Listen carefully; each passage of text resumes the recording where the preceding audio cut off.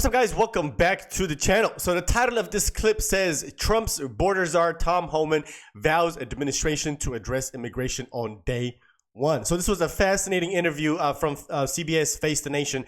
Just kind of pay attention to how she's going to frame the questions that she asked Tom Homan. Let's get into it. We go now to Tom Homan. He will serve as Mr. Trump's border czar, and he joins us this morning from Naples, Florida. Good morning to you, sir. Good morning. Deportations are now at a decade high. They were at the end of 2024, nearly 300,000 people deported by the Biden administration. The incoming administration has promised the largest deportation operation in history. What's the number? What's the measure of success? All of them. Well, let's talk about this administration, what they claim is a huge deportation number this year. Actually, if you drill into the numbers, about 80% of those numbers are actually Border Patrol arrests that the enforcement remove operation of ICE process and move back across the border. They weren't interior enforcement arrests. If you look at the historic number of illegal entries the last 4 years, ICE, Immigration Customs Enforcement, has the lowest number of deportations in the history of the agency. So they're playing a numbers game, just like they play the numbers game and the number of people coming across the border. Okay. So even though they just like they played the numbers game when it came down to reporting crime. claim we got the highest number of deportations. And reporting the number of jobs created. I mean, the Democrats have pretty much lied about everything. Everything they've lied about. The creations of jobs, the migrants that are coming in. I mean, you could go on and on and on. Look at those deportations. Who actually made those arrests, who actually removed those people. It's not ICE. Okay, it's still a higher number than the Trump administration, but I want to ask you. Yeah, because more people came in. More people came in, so more people are going to get deported. Like, I don't understand what her point is here. Of course, you would deport more people if more people came in. This is nonsense. For the incoming Trump administration, what's the measure? It is not deportations at the border. You're saying you are going to measure success by people who are already internal in the country to deport. That's how you're going to measure it. And what's that figure? All of them. Well, again, let's get the numbers straight. You say they're higher than Trump administration. It isn't about how many get deported, because Trump had illegal border crossings at a 45-year low. So, of course, removal is going to be lower. The number is how many were released into the United States that are now in the country illegally. Under Biden administration, we have millions of people released in the United States who have lost their hearings. And we got millions of people that are released in the United States despite a statute saying that you cannot be released in the United States without proper documentation. You shall be detained. So you can compare the numbers of deportations under Trump versus Biden, but when you consider a 45-year low in crossings, of course the number of deportations is going to be lower because we don't have that population to process and deport. Exactly. Okay. Well, I'm just trying to measure success going forward.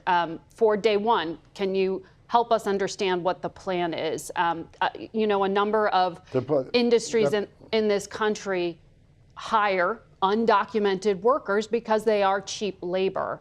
On day one, are you going to restart raids on work sites, on construction sites? Wow. She acts like that's a bad thing. This is so weird. The President Trump's been clear, as I've been clear from day one, that President is going to concentrate on public safety threats and national security threats. And have you heard from your previous segments, we have a huge national security issue in this country. The southwest border has become the biggest national security vulnerability we've seen in this nation. FBI Director Wray agrees with me. We know there's people in this country who pose a national security threat. They've arrested a record number of people on the terrorist watch list, a 3,500% increase in people on the terrorist watch list being arrested at the border. We got over 2 million known gotaways. We know 2 million people cross the border, weren't arrested, weren't vetted, weren't fingerprinted. So you got to ask yourself, why did 2 million people pay more to get away? Why didn't they pay less, turn themselves into Border Patrol, get a free airline ticket to the city of their choice, get a free hotel room, get 3 meals a day, get free medical care? I'm not disputing that it is a hemisphere-wide crisis. We're talking about how you're going to deal with it. That's why I'm asking you, when you say criminals, does that mean you are going to go into already existing prisons at local level and deport people who are in those prisons? Are you going to go to workforces? I mean, how do you know where the criminals are, I guess is the question. And if they're working at a work site, are you going to show up to surprise them? Well, look, we know where a lot of the criminals are. ICE does their... You know, that's a really sticky situation, especially about the criminals that are already in prison. Because as somebody, like I said, that has experienced or is a victim of a illegal immigrant crime, a criminal, he's in prison right now. He was sentenced to, I think, 62 or 65 years for what he did to my dad. Now, do I want him to get deported? I don't think so. Now, the reason is that he's going to get his freedom. If he gets deported, if he was already convicted of a crime and he's in prison right now, if he gets deported, he's not going to go to prison in Mexico. He's going to be a free man. So therefore, he should remain in prison. That's just point blank period. I don't care.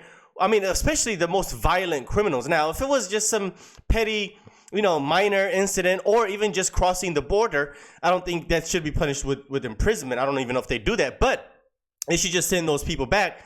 But if you are like a violent criminal, you've been sentenced to 5, 10, 15, 20, 60 years, you have to serve that out, because when you get deported, I mean, it's almost like a slap on the wrist. You just get your freedom. You could go do whatever the heck that you want. So no, I don't think they're even gonna worry about those people. But that's my opinion. If they're already in prison, they're an illegal immigrant, don't deport them. Let them stay in prison. Even though it costs taxpayers money, their incarceration is more of a punishment than the deportation, in my opinion. Great at this work. We know where some are, but they simply haven't been able to go arrest them because of Secretary Mayorkas' priorities. It handcuffed ICE. So we know where a lot of criminals are. They've been prevented from arresting, that we're going to arrest starting day one. As far as being in jails and prisons, we would love to work in local jails, but sanctuary cities won't allow us into those jails. It's much easier to arrest a public safety threat and the safety and security of public jail than out in the street, because the officer is safer that way, the alien is safer that way, the community is safer that way. But sanctuary cities who continues to release public safety threats back in the community, to the immigrant community, it puts that community at greater risk of crime.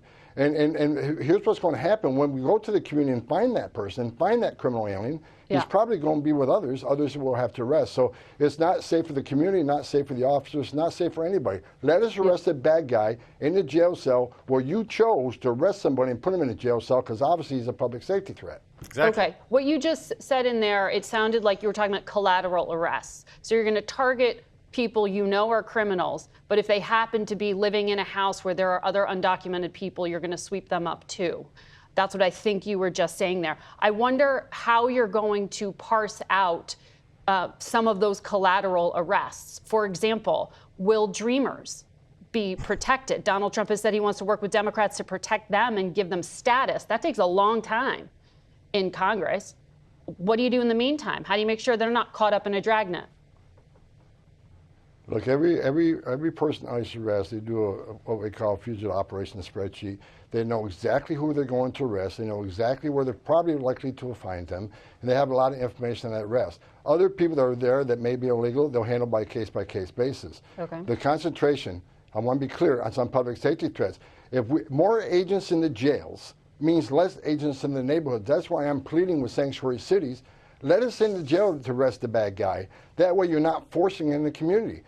So, if you go to an immigrant community and ask them, would you rather have ICE operating in your local jails, or would you want them in the community? What do you think they're going to say? They don't want bad criminal aliens in their neighborhoods either. So let us work with the jails. Let us work with law enforcement. Sanctuary cities are not safe for the immigrant community. They're not safe for our officers. Okay, so that's like Secure Communities Act kind of action. But then where do you send people?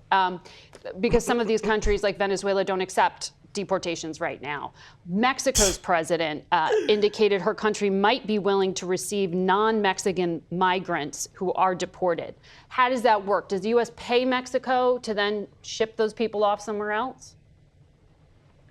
Well, first of all, we got President Trump coming in the Oval Office, and he's proven during his first administration his leadership on illegal immigration was a game changer because, for instance, El Salvador wouldn't take back MS-13 members when I was the ICE director.